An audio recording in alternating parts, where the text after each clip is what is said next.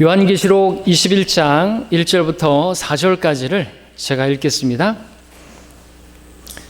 또 내가 새 하늘과 새 땅을 보니 처음 하늘과 처음 땅은 사라지고 바다도 더 이상 있지 아니하더라. 나 요한은 거룩한 도성 새 예루살렘이 하나님께로부터 하늘에서 내려오는 것을 보았는데 마치 신부가 자기 남편을 위하여 단장한 것 같이 예비되었더라.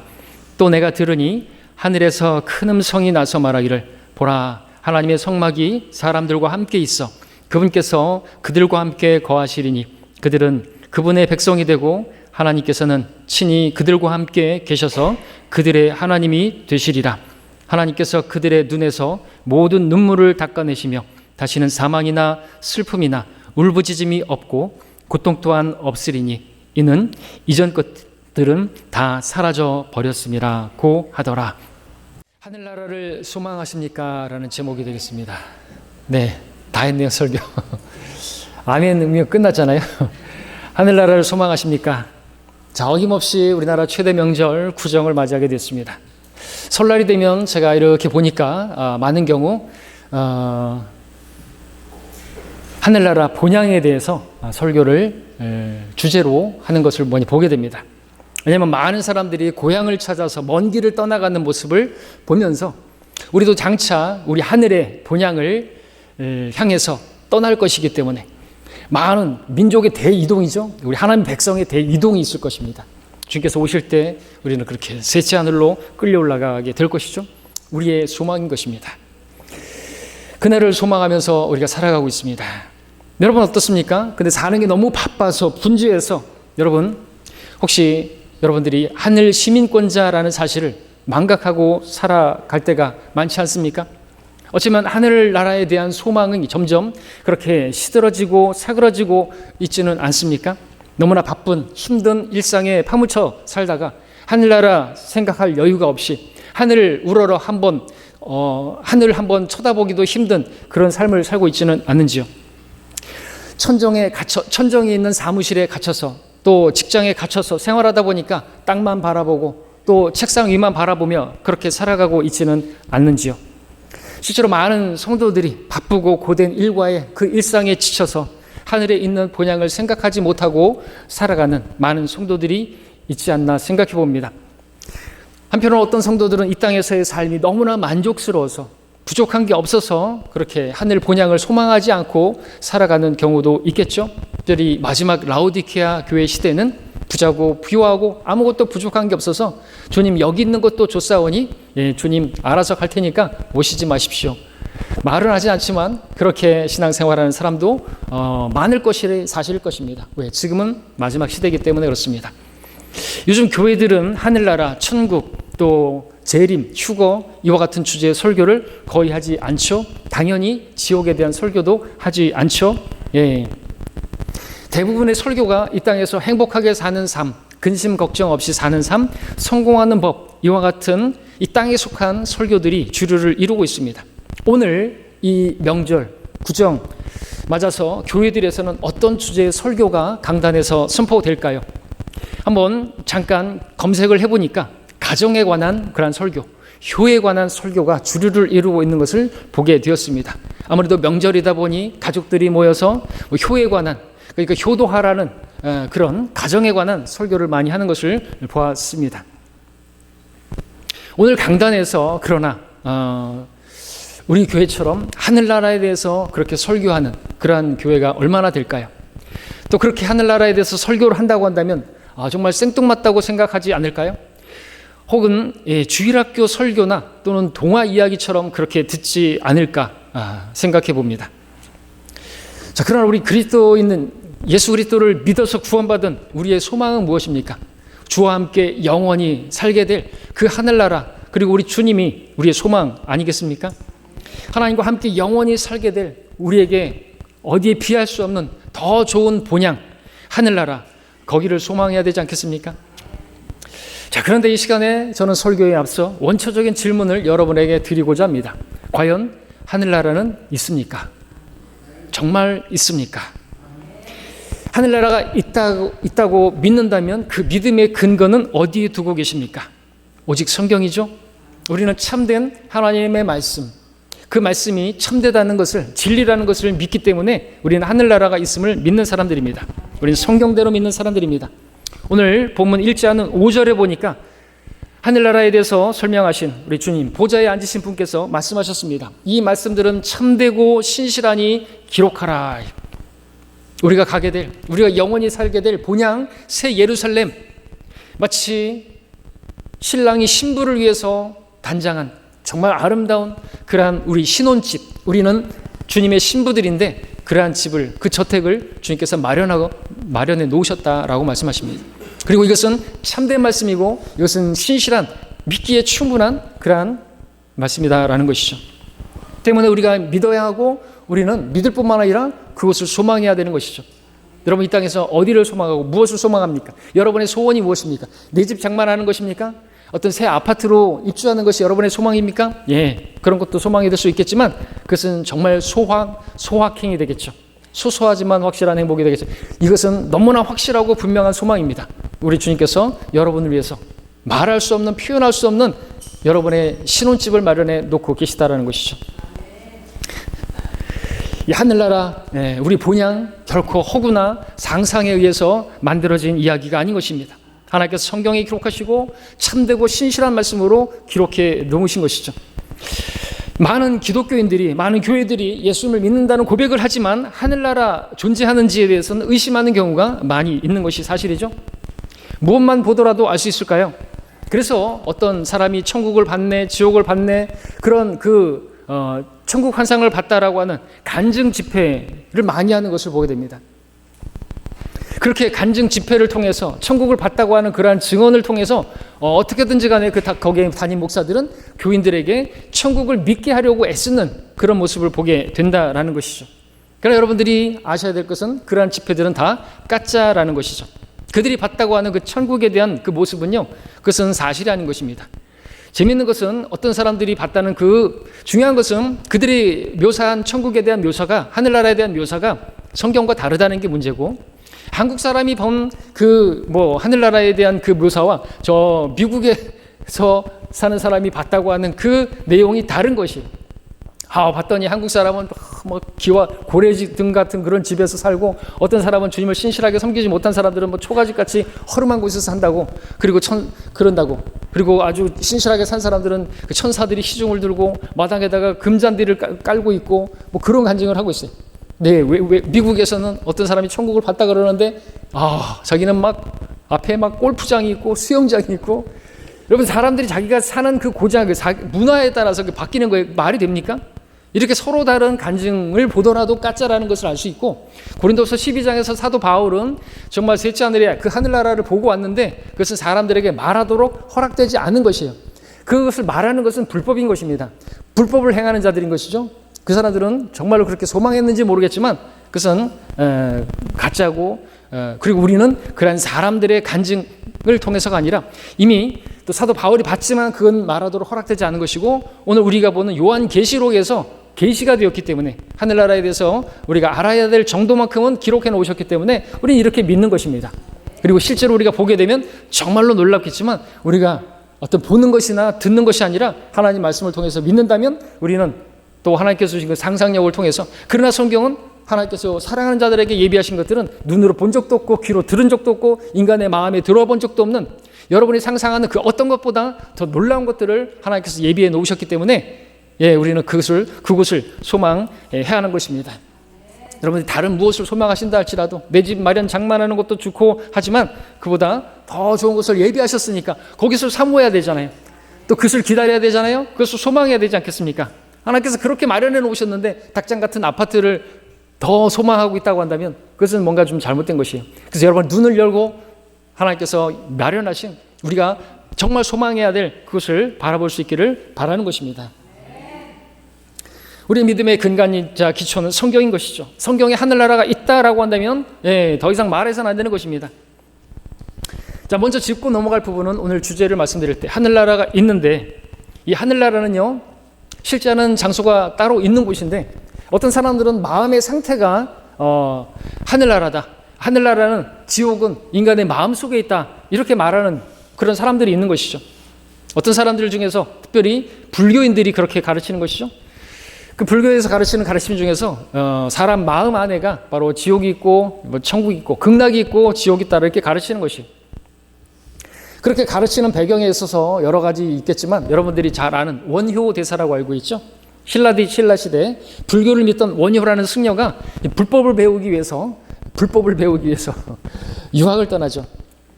하루는 길을 가는 중에 밤이 되었고 동굴을 찾게 되었고 그곳에서 밤을 보내는데 목이 말라요. 한밤중에 목이 말라서 깨니까 그리고 주위를 더듬어 보니까 어떤 바가지 같은 것이 보였고 그리고 거기 안에 물이 담겨 있는 것을 봤습니다. 마셨더니 너무나도 달콤했고 시원했던 것이죠.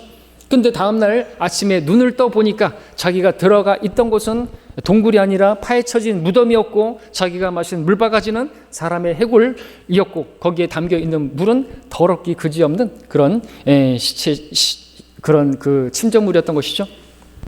그래서 그것을 보고 구토하기 시작했는데 그러다가 가만히 자기를 생각해봤다고 하죠. 똑같은 해골물인데 어제는 너무나 달고 맛있었는데 오늘은 구토할 정도로 역겹고 그러한 물이었다라고 하는 것이죠. 그래서 그가 도를 깨달았다라고 하는 것이 뭐냐면 사람이 마음먹기에 따라서 같은 물이라도 이렇게 다를 수가 있구나. 그처럼 사람 마음먹기에 따라 그 마음이 극락일 수도 있고 지옥일 수도 있겠구나. 그래서 지옥이 따로 없고 극락이 따로 없다. 제가 여러분들 단톡에다가 올려드렸던 법륜 그 스의 그 간증 보셨죠? 안 보신 분들도 계시겠지만 그래서 말씀을 드리면 그 법륜 승려가 방청객에게 답변하는 영상 저도 누가 보내줘서 봤었던 적이 있었는데 천국에 계시는 엄마라는 제목으로 많은 기독교인들 사이에 퍼졌는데요. 그 내용은 그런 것이죠. 한 여성이 법륜 스님에게 님자 빼고 법륜 스에게 물었습니다. 자기 어머니가 이제 10년 전에 교통사고로 죽었는데 아무 종교도 없고 돌아가셨는데 과연 자기는 궁금하다 이거죠. 어머니가 극락에 가셨는지 천국에 가셨는지 지옥에 가셨는지 물어보죠. 그랬더니 그 법륜 뭐라고 했습니까? 따라해보라고. 믿는 자에게는 복이 있나니 천국이 저의 것이요. 방청객들이 너무나 많이 웃었어요. 왜냐하면 중이 성경을 인용하는 것 같으니까. 그 영상을 보고 이제 많은 기독교인들이 그 스님이 성경을 인용했다고 그리고 그 성경을 인정했다고 그렇게 좋아하면서 많이 퍼뜨린 거예요. 기독교인들 사이에 많이 퍼져 있습니다. 근데 제가 여러분들에게 미리 보내드리고 여기에 교묘한 속임수가 있다는 사실을 여러분들이 간파할 수 있냐고 제가 질문을 드렸죠. 숙제해 보셨습니까? 혹시 간파하신 분? 교묘한 속임수가 뭐예요? 뭡니까? 마음으로 믿게 해서 끌고 가는 거. 그렇습니다. 근데 중요한 것은 핵심이 뭐냐면 제가 말씀드리겠어요. 그 법륜 그 승려가 말한 그 성경 구절은 성경에 없는 말이에요. 믿는 자에게는 복이 있나니 천국이 저희 것이며 성경이 없어요. 마운트 생각하면 마태복음 5장의 그 산상순의 그 팔복에 관한 말씀처럼 들리죠? 아니라는 것이죠. 교묘하게 불교에서 가르치는 그 가르침을 가르치기 위해서 성경을 인용하는데 마귀가 하는 짓거리 같이 성경을 경계시키는 거예요. 그래서 마음에 믿으면 거기가 하늘나라가 되고 지옥이 된다는 거죠. 그래서 성경을 인용하면서 사람들에게 사기치는 거예요. 그러니까 천국, 지옥 따로 없고 근데 이 사람은 보면 이 법륜은 자유주의 목사처럼 자유주의 그러한 승려 같아요. 여러분들 예전에 그랬던 그 지금 성철 스님 있잖아요. 동아일보에도 냈지만 열반송에다가 자기가 지은 죄 깨달은 게 뭐냐니까 자기가 죄인이라는 거죠. 자기가 지은 죄들이 저 수미산을 넘는도다. 내가 이제 어디로 갈까? 저 지옥으로 가는도다. 그것을 깨달은 거예요. 자기는 실제적인 지옥이 있다라고 믿은 것이 극락이 있고 지옥이 있다는 거 불교에서도 믿는단 말이죠. 근데 그렇게 실제는 장소를 했는데 이 법륜은 자유주의에 속한 그러한 승 같아요. 그러니까 따로 없다 이거죠. 오늘 많은 목사들도요 따로 안 믿습니다. 천국과 지옥을 따로 안 믿어요. 하늘나라와 지옥을 따로 안 믿습니다.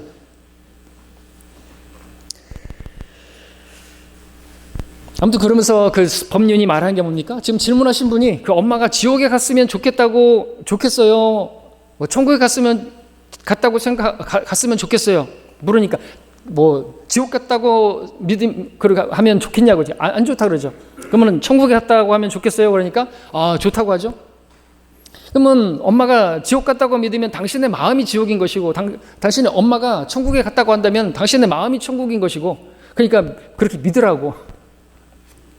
이처럼 불교에서는요, 사람의 마음이 천국이 있고 지옥이 있다고 그렇게 가르치는 것을 보게 되는데, 생각해 보면은 이걸 누군가가 가르쳤을 것이라고 생각이 들고, 또 성경을 어떤 부분을 인용을 하는 것을 보면서 이것이 오늘 또 자유주의 목사들이 그렇게 그 승려에게 가르친 것이 아닌가 하는 생각을 가지게 됩니다. 왜냐하면 누가복음 17장 21절에서 주님께서 바리새인에게 말씀하셨죠.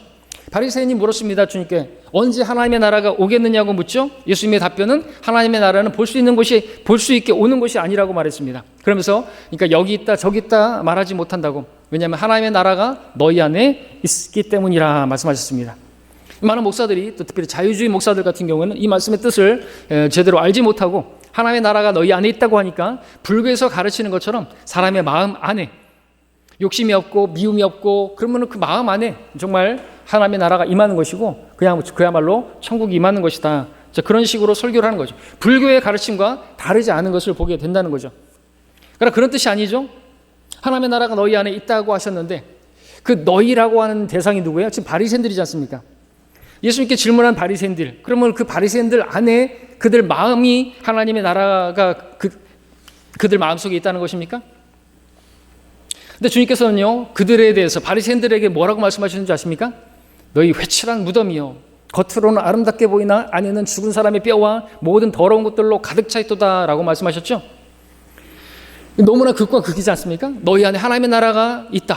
또 한쪽에서는 너희는 겉은 무덤, 회칠한 무덤이고 속은 막 해골과 뼈들로 더러운 것들로 가득하다. 마치 원효대사가 봤던 그죠? 전날에는 정말 꿀물이었는데 다음 날에는 해골바가지에 썩은 물로, 그것처럼 하나님의 나라가 마음에 있는 것. 근데 그들 속에는 해골과 정말 뼈와 더러운 것들로 가득 차다. 말씀이 너무 극과 극이고 모순처럼 보이지 않습니까? 그러나 그렇지 않죠? 무슨 뜻입니까? 주님께서 이제 그 유대인들에게, 이스라엘에게 천국을 가져오셨지 않습니까? 예, 천국의 왕으로 오셨지 않습니까?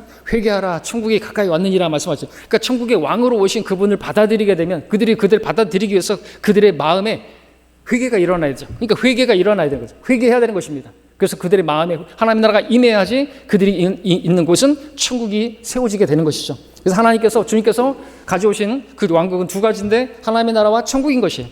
그러니까 하나님의 나라, 그들이 회개가 필요한 것이고 그리고 천국이 세워진다라는 그런 말씀인 것인데, 이 하나님의 나라와 천국을 오해하는 사람들이 그렇게 하나님의 나라와 천국을 같은 것으로 그렇게 가르치면서 불교와 다르지 않은 그런 가르침을 말하고 있다라는 것이죠.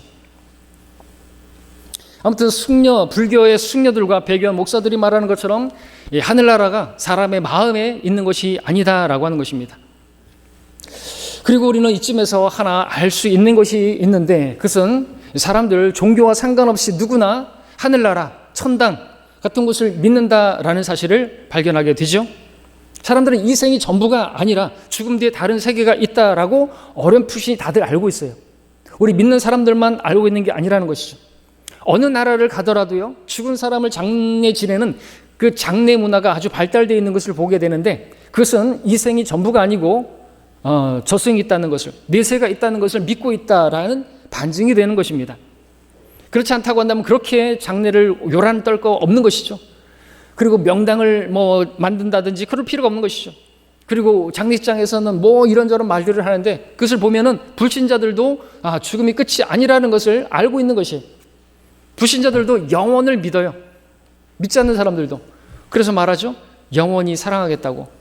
세월호 때는 영원히 잊지 않겠다고, 영원히 기억하겠다고, 영원을 이야기해요. 하나님께서 사람들의 본성에 영원에 대한 갈망을 주셨단 말이죠. 영원한 생명이 있어요. 그러나 영원한 형벌도 있어요. 그것은 꼭 성경을 알아야만 아는 것은 아닌 것입니다. 이처럼 불신자이든 또는 불자이든 그들도 하늘나라에 대한 막연한 소망은 가지고 있다라는 거죠. 자, 근데 지옥은 좋아하는 사람 없습니다? 지옥 좋아하는 사람 어디 있겠습니까? 여러분, 장례식장에 가게 되면 구원받은 사람도 있고 구원받지 않은 사람들도 있죠. 구원받지 않은 사람들, 불신자들, 자기 부모님이 죽었습니다. 자기 자녀들이 물어봅니다. 할머니 어디 가셨어? 할아버지 어디 가셨어? 뭐라고 말하죠? 하늘나라 가셨어. 지옥 갔어. 이렇게 말하는 부모는 찾아보기 힘듭니다. 장례식장에서 유족들에게 뭐라고 말하죠? 방문한 사람들이 좋은 데 가셨을 겁니다. 뭐 착하게 사셨으니까 하늘나라에서 이제 편히 쉬실 겁니다. 뭐 명복을 빕니다. 명복을 많은 사람들이 빌면은 그가 극락가고 그러는 것입니까? 불교에서 말하는 것처럼. 자, 이렇게 불신자들도 하늘나라에 대해서 잘은 몰라도 막연한 소망을 가지고 있는 것이죠. 결국 사람들은요, 하나님과 또 하늘나라를 찾는 존재라는 사실을 알 수가 있는 것이죠. 하늘나라는 분명히 그래서 있습니다. 있어야만 합니다. 그런데 말입니다, 거꾸로 만약에 하늘나라가 없다고 한다면 어떤 일이 벌어질까요? 하늘나라가 없으면 어떤 일이 벌어지겠습니까? 우선 하늘나라가 없다고 한다면요, 하나님은 거짓말쟁이가 되는 것입니다. 그야말로 종교적인 사기꾼도 이런 사기꾼이 없는 것이 되죠. 왜냐하면 하나님께서 성경을 통해서 하늘나라가 있다라고 증거하셨기 때문에, 기록하라고 하셨기 때문에 그렇죠. 근데 하늘나라가 없다? 마귀가 거짓의 아비가 아니라 하나님이 거짓의 아비가 되는 거예요. 있을 수 있습니까? 우리는 하나님의 말씀이 진리라는 것을 믿기 때문에 우리는 하늘나라가 참으로 있다는 사실을 믿는 것입니다. 둘째로, 만약에 하늘나라가 없다고 한다면 어떤 일이 벌어지는 줄 아십니까? 하나님도 없어지게 되는 것이죠. 하늘나라가 없으면 하나님도 없는 거예요. 전도서 5장 2절에 하나님은 하늘에 계시고 너는 땅에 있음이라 그러므로 내 말씀을 거의 없게 할지니라. 하나님이 하늘에 계시다 말씀하고 계시는데 하늘나라가 없다고 한다면 하나님도 안 계시는 것이 되는 거 아니겠습니까? 시편 115편 3절에서도 우리 하나님은 하늘들에 계시며, 욥기 22장 12절에서도 하나님께서 하늘의 높은 데 계시지 아니하며, 아니야. 다니엘서 2장 28절에서도 오직 하늘에 계신 하나님뿐이니, 이외에도 많은 구절들에서 하나님께서 하늘에 계신다고, 바로 하늘나라에 계신다고, 셋째 하늘에 계신다라고 증거하고 있는데, 하늘나라가 없다고 한다면 하늘나라에 계시다라고 하는 그 하나님도 없어지는 것이게 되는 거죠. 하나님의 존재 자체가 부정되는 것인데 과연 하늘나라가 없겠습니까? 또 만약에 하늘나라가 없다고 한다면요, 어떤 일이 벌어지는 줄 아십니까? 여러분은 세상에서 가장 비참한 사람들이 되는 것이, 고린도서 15장 19절에서 만약 그리스도 안에서 우리가 바라는 것이 이 생뿐이라고 한다면 우리는 모든 사람 가운데서 가장 비참한 사람이라 바울의 고백입니다. 그렇죠? 우리 하늘나라가 있다고 믿으니까 그것을 소망하면서 이 땅에 속한 것들, 내 욕심, 내 정욕 다 내려놓고 정말 그 소망 때문에 절제하고 인내하며 검소하게 그렇게 기대하고 사모했는데 나중에 가서 보니까 아무것도 없네요. 얼마나 허무하겠습니까? 우리의 신앙이라는 것은 헛된 것이 되어버리는 거예요. 주님을 위해서 세상 즐거움 다 버리고 세상 자랑 다 버렸는데 그 모든 일들이 다 무로 돌아가는 것입니다. 헛수고한 것이에요. 그러나 우리의 소망은 헛되지 않은 것입니다. 우리 주님의 무덤은 비어있죠. 그 무덤이 헛것입니다. 무덤이 헛것이기 때문에, 비어있기 때문에 우리의 신앙은 헛것이 아니란 거죠. 만약에 주님의 무덤이 거기 헛것이 아니고 거기가 주님의 시체가 있고 어떤 불교에서 그 석가모니에 어떤 뭐 사리가 나오고 그랬다고 한다면 우리의 믿음은 헛된 것이고 우리의 소망이라는 것도 헛된 것이 되어버리는 거예요. 그러나 우리 주님의 무덤이 헛된 것이 되어버렸어요. 그래서 우리의 믿음은, 우리의 소망은 헛되지 않다고 성경은 말씀하고 계시죠. 그러므로 흔들리지 말라고, 주의를 넘치게 하라고 말씀하고 계시는 것입니다. 자, 하늘나라는 반드시 있기 때문에 그렇습니다. 자, 그러면 이제 하늘나라가 어디에 있는가에 대해서 이제 추적해 보도록 하겠습니다. 하늘나라는 어디에 있을까요? 이제 좌표를 알려드리겠습니다. 첫 번째, 하늘나라는 위에 있습니다. 그러니까 위를 쳐다보셔야 됩니다. 저 아래 우리 하늘, 지구가 허공에 떠 있고 저 아래 하늘도 있고 위에 하늘도 있고 옆에 하늘도 있는데 어느 쪽 하늘이냐 하니까 성경은 위에 하늘이라고 말하고 있습니다. 신명기 4장 39절에서 주 그분은 위로 하늘에 계시며 아래로 땅 위에 계신 하나님이시며 다른 이가 없느니라 말씀하고 있습니다. 위로 하늘에 계시며 하나님 계신 곳은 위쪽이다라고 말씀하십니다. 골로새 3장 1절에서도 너희가 그리스도와 함께 살아났으면 위에 있는 것들을 구하라. 거기에는 그리스도께서 하나님의 오른편에 앉아 계시느니라. 우리 하나님과 우리 주 예수 그리스도께서 저 위에 계신다고 말씀하고 계십니다. 야고보서 1장 17절에서는 모든 좋은 선물과 모든 온전한 선물이 위로부터 그 빛들의 아버지께로부터 내려온다고 말씀하고 계십니다. 하나님이 계신 곳 하늘나라인데 저 아래쪽 하늘이 아니라 저 위쪽의 하늘에 계신다라고 말씀하고 계시는 것이죠. 때문에 여러분들은 그 위를 바라봐야 되는 것이죠. 하루 동안에 여러분들 위를 바라보십니까? 하늘을 바라보십니까? 우리는 돼지처럼 살면 안 됩니다. 여러분, 돼지는요, 위를 쳐다볼 수 없는 신체 구조를 가지고 있습니다. 하나님께서 그렇게 만드시고, 우리는 성경에서 돼지는 부정적인 또 그리고 불결한 짐승으로 나오는데, 우린 돼지가 아닌 것입니다. 돼지는 목뼈 자체가 아래로 굽어 있어요. 그래서 하늘을 볼 수가 없습니다. 목이 굽어 있어요. 사람도 그럴 것 같아요. 목이 이렇게 거북목이 되게 되면 하늘을 쳐다보지 못하겠죠. 거북목이 왜 되는 것인가? 스마트폰만 열심히 쳐다보고 있고 하늘을 쳐다보지 못하면 목이 굳어가지고 돼지처럼 그 스마트폰만 쳐다보면은 하늘을 쳐다보겠습니까? 그죠? 안 쳐다본다는 거죠. 여러분, 돼지가 목을 얼마나 들 수 있는가 실험한 게 있는데, 자기 눈높이의 15도 이상은 아무리 맛있는 것이 있어도, 음식이 있어도 올려도 보지를 못한대요. 땅바닥에 떨어진 음식만을 먹기 때문에 뭐 고기를 들 필요도 없고 들 수도 없습니다. 들 일도 없습니다. 근데 그런 돼지도 하늘을 보는 때가 있는데 언제겠습니까?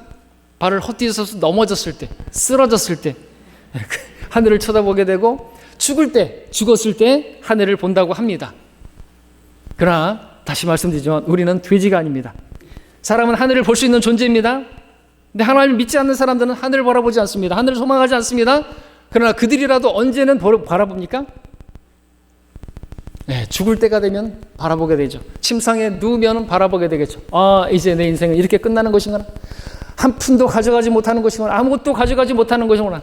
그때서야 하늘을 쳐다보게 되겠죠. 그리고 죽었을 때 누워서 하늘을 쳐다보며 그렇게 관 속에 들어가는 것이죠. 자, 우리는 그렇게 돼지처럼 죽을 때나 돼서야 하늘을 봐야 되겠습니까? 여러분들 하루 중에 얼마나 하늘을 바라보십니까? 가끔은 하늘을 바라보시기 바랍니다. 그 하늘에 계신 하나님을 소망하시기를 바랍니다. 그 하늘나라를 소망하실 수 있기를 바랍니다. 두 번째, 하늘나라는 어디 있는 것인가? 그 좌표 중에서, 특별히 동서남북 중에서 어느 쪽인가를 말씀드릴게요. 어디입니까? 우리 함께 시편 48편 2절을 찾아보겠습니다.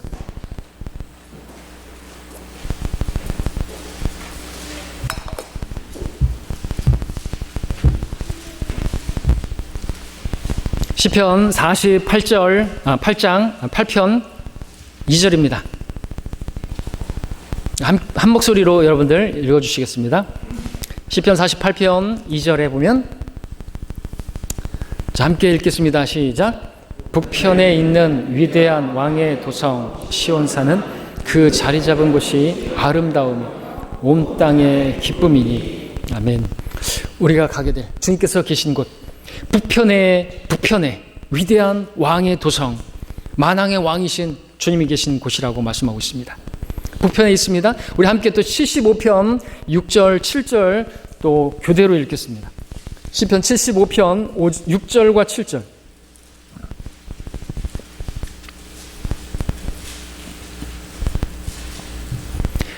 (75편) 6절 7절. 이는 높이는 일이 동쪽에서나 서쪽에서나 남쪽에서 오는 것이 아니기 때문이라. 오직 하나님께서 재판장이시니 그가 한 사람은 낮추시고 다른 사람은 세우시는도다. 예, 사람을 높이는 일요, 하나님께 속한 일이고요. 그 높이는 일은요, 동쪽이나 서쪽이나 남쪽이 아니고 한 군데를 남겨놓고 있는데 어디예요? 그러면 북쪽밖에 남아있지 않는 것이죠. 하나님께서 바로 그 북편에, 회중의 산의 북쪽에 계시다라고 말씀하고 있는 것이죠. 그리고 여러분들 짚고 넘어갈 부분은 이 말씀에서도 말씀하고 있지만, 높이는 일, 누군가의 하나님께서 권세를 주시는 모든 권세는 위로부터, 빛들의 아버지께로부터 바로 하나님께서 높이시는 거예요. 그렇기 때문에 우리는 권세자에게 복종하라고 말씀하고 있습니다. 모든 권세자, 군인들은 상관의 명령에 절대 복종해야 되죠? 맞습니까? 네, 마찬가지예요. 예, 우리는 나라의 대통령에 대해서 복종해야 되는 거예요. 비록 그 대통령이 마음에 안 든다 할지라도 성경에는 베드로가 네로 왕에게도 존중을 하고 기도하라고 말하고 있지 않습니까? 그 왕이 잘못된 왕이 되면 그것도 우리 탓이죠. 그렇죠? 우리가 잘못하면요, 성경에 보면 하나님 백성들이 잘못하면요, 어떤 잘못된 왕들을 일으키고 잘못된 어떤 통치자를 일으키고, 교회가 또 복음을 전하지 않으면 사울 같은 사람을 일으켜가지고, 예, 그렇게 교회를 박해하고 그렇게 해서 또 흩어져서 예루살렘, 유대, 사마리아 땅끝까지 이르러서 복음을 전하고 그런 일들을 보게 된다. 여러분들이 하나님을 섬기고 하나님의 일을 제대로 하면 하나님께서 이 나라를 지켜주시고 이 나라의 위정자들도 하나님께서 지혜를 주시고 해주신다라는 거죠. 그래서 우리가 영적인 전쟁이기 때문에 영적인 전쟁은 우리가 기도로 하는 것입니다. 우리가 막 나서서 집회하고 막 그런다고 되는 게 아니라는 거죠. 그것은 혈과 육에 대항하는 것이고 우리 전쟁은 정사들, 권세들, 영적 악에 대항하는 것이고 영적 존재들, 둘째 하늘에서 일어나고 있는 그 모든 일들에 의해서 이 지상에서의 전쟁에서도 승패가 갈리는 거예요. 우크라이나하고 러시아하고 싸우는데 누가 이길까요? 거기서 싸우는 싸움이 거기 승패가 결정되는 게 아니에요. 기도로 싸우는 것입니다. 모든 성경에 보니까 나라들의 통치자가 있다라 그래요. 천사가 있다라 그래요. 천사장이 있고 그래서 우리는 기도하는 거예요. 네. 믿는 사람들이 기도하는 것이죠. 그래서 기도하는 것을 비겁한 거고 그런 거 골방에서 기도만 하고 밖으로 나와서 막 해야 된다. 육신적인 사람입니다. 하나님 믿지 않는 것이에요. 성경을 버리는 사람들입니다. 그런 사람들을 알아야 되는 것이에요. 자, 아무튼 여기서 말씀드리고자 하는 것은 높이는 일은 북쪽에서 계신 바로 하나님께서 누구는 낮추시고 누구는 또 높이신다 말씀하고 있는 것이에요. 그리고 또 이사야서 14장 13절에 보니까 찾지 않습니다. 루시퍼가 하나님께 반역할 때 그가 외쳤던 말에서도 하나님의 위치가 나오죠. 내가 하늘에 올라가서 내가 내 보좌를 하나님의 별들보다 높일 것이요 내가 또한 북편의 회중에 앉으리라. 하나님 보좌가 계신 곳 어디요? 북편이라고 말하고 있습니다. 북쪽에 있다고. 욥기 26장 7절에서도 그는 북쪽을 빈자리에 펼치시고 땅을 허공에 매다시는도다. 땅이 허공에 허공 우주에 매달려 있는데 하나님께서는 북편에 또 빈자리를 펼치셨다고 말하고 있습니다.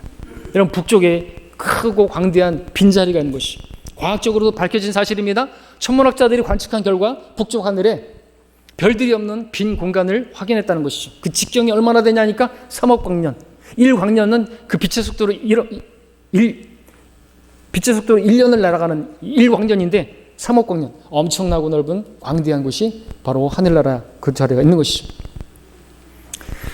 여러분들 밤하늘을 보게 되면 북극성이 있죠. 북극성은요 움직이질 않는다고 하죠. 항상 고정되어 있다고 하죠. 모든 별자리들도 그 북극성을 중심으로 돌아간다고 하죠. 그래서 나침반이 없던 옛날에 바다를 항해하는 그러한 어부들은요 그 북극성을 바라보면서 항해를 했다고 하죠. 나침반이 있는 지금은 어때요? 나침반을 보죠. 나침반은 어디를 향하고 있습니까? 북쪽을 향하고 있어요. 모든 나침반은요 N을 향하고 있습니다. 그 나침반이 없었을 때는 북극성을 바라보면서 항해를 했습니다. 우리들은 이 신앙생활을 하는 동안 어디를 바라보면서? 북쪽을 향해 바라보면서 거기 계신 하나님을 바라보고 우리의 믿음의 창시자의 완성자이신 그 주님을 바라보고 우리는 신앙생활을 해야 하는 것입니다. 자, 이것은 하나님께서 계신 북쪽이 절대 기준이라는 사실을 보여주는 것이죠. 모든 나침반들도 그쪽을 바라보고 있습니다.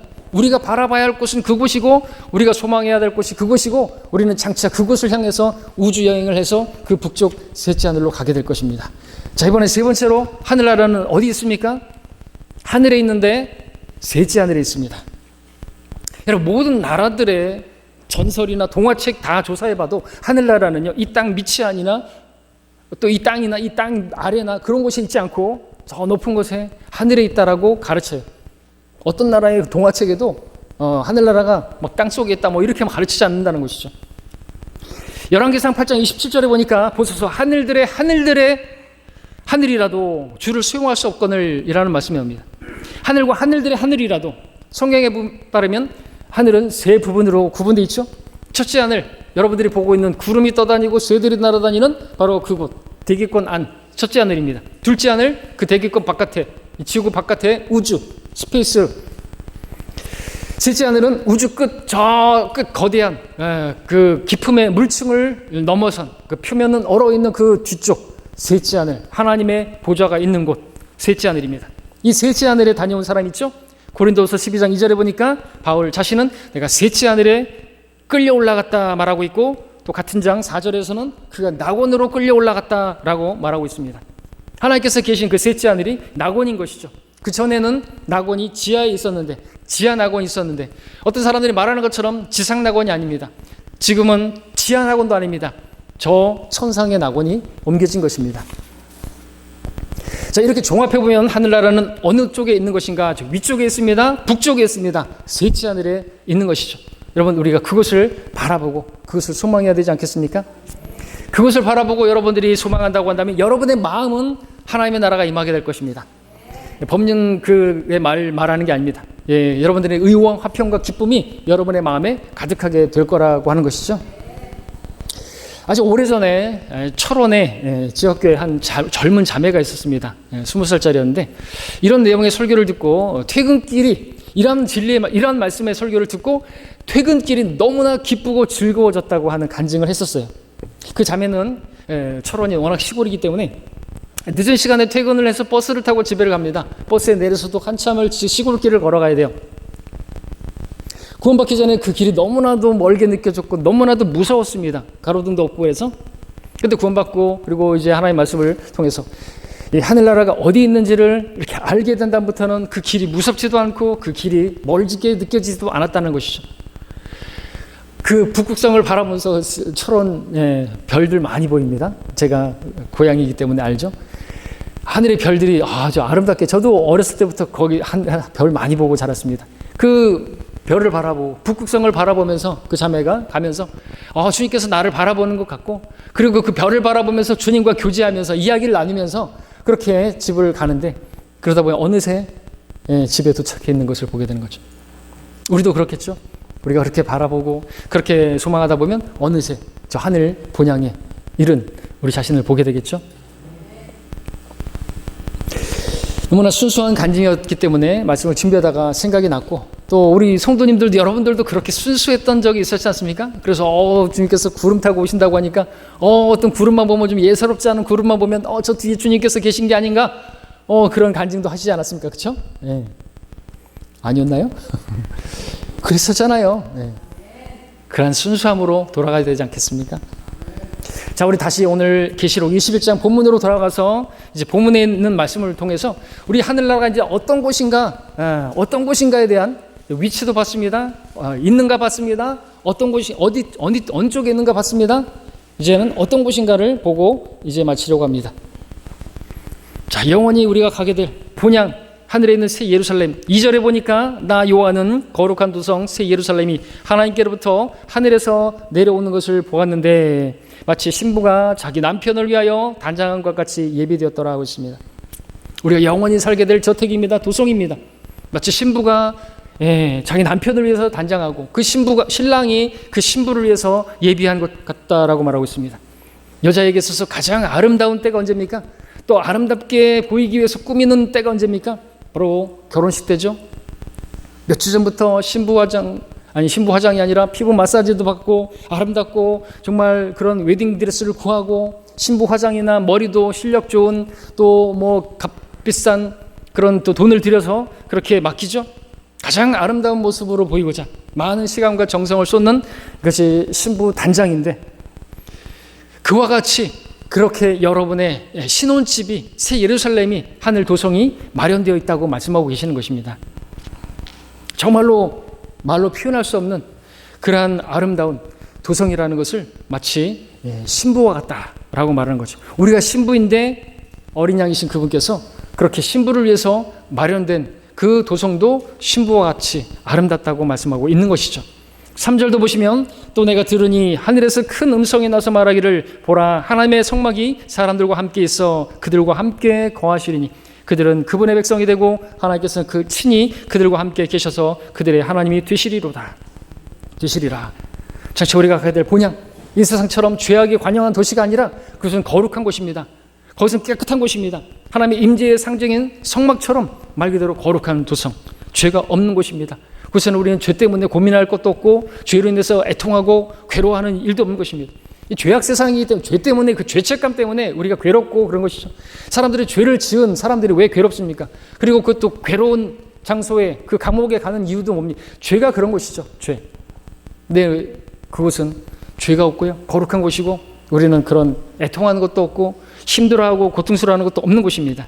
4절에 보니까 하나님께서 그들의 눈에서 모든 눈물을 닦아내시며 다시는 사망이나 슬픔이나 울부짖음이 없고 또한 고통 또한 없으리니 이는 이전 것들이 다 사라졌음이라고 말했습니다. 사라져버렸습니다. 그러니까 이 땅에 있을 때는 어떻습니까? 눈만 뜨면 사망의 소식, 슬픔과 울부짖음의 소식이 뉴스를 통해서 계속해서 들려지지 않았습니까? 하루에도 얼마나 많은 사람들이 죽어가는지, 교통사고로 죽고 병들어 죽고 사고로 죽고 비행기 폭발해서 죽고, 슬픔과 울부짖음과 애통이 가득하고, 장례식장은 줄을 이었고, 화장터는 화장하려면 줄을 서야 되고, 우린 저 화순까지 가서 화장을 해야 되는데, 지금 우리가 가게 될 본향에는 그런 것들이 없습니다. 화장터도 없고 장례식장도 없고 질병도 없고, 어떤 병도 없습니다. 독감도 없고 코로나도 없고 두통도 없고 암도 없고 의사도 없고, 장례식장도 없고 죽음을 두려워할 필요도 없고, 그런 곳입니다. 21장 27절을 이제 또 보면 마지막으로, 무엇이든지 더럽게 하는 것이나 가증한 일을 행하는 자나 거짓말하는 자는 결코 그곳에 들어오지 못할 것이며 다만 어린 양의 생명책에 기록된 자들만이라. 여러분들 그 생명책에 기록됐습니까?